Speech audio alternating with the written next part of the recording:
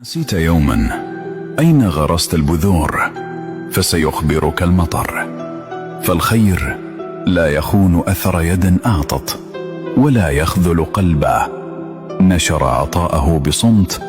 سيعود ليكشف لك طريق الخير ويذكرك بأن ما زرعت لا يموت. فالبذور وإن غاب أثرها عن الذاكرة تبقى حية في الأرض والقلوب إلى أن تأتي لحظة يظهر فيها خير ما صنعته يداك.